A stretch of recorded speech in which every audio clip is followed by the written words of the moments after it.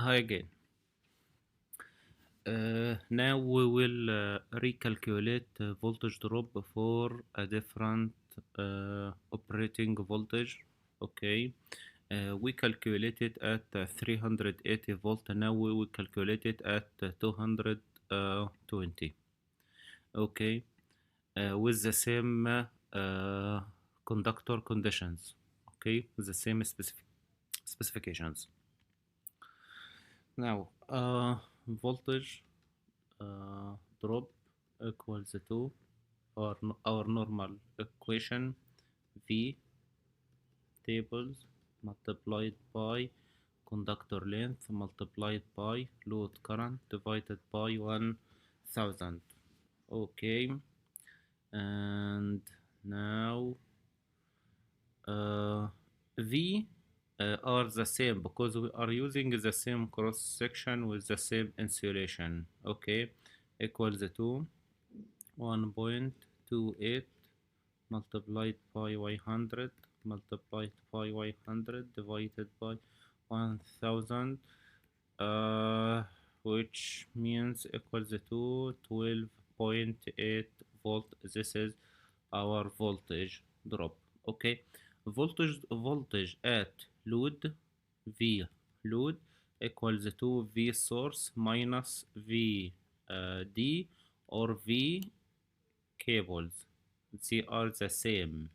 Okay, equals to 220 minus 12.8 equals to 207.2 volt. This is our voltage at the load.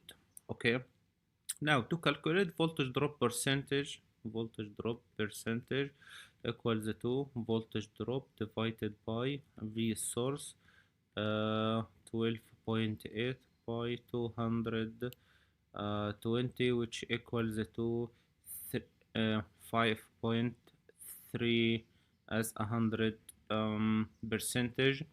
As I told you before, in my country, the acceptable voltage drop in country electrical code is between 3 and 5 as 100 percentage, which is not acceptable in our example.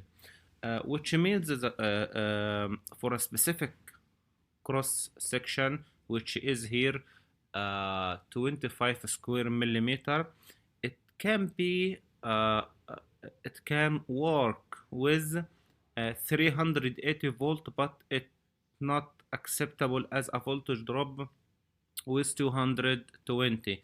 What is working for an operating voltage doesn't necessary to be working with another operating voltage. Equation are so simple.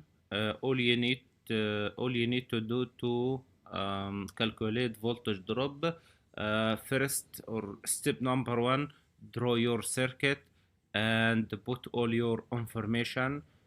Second step, write down your equation.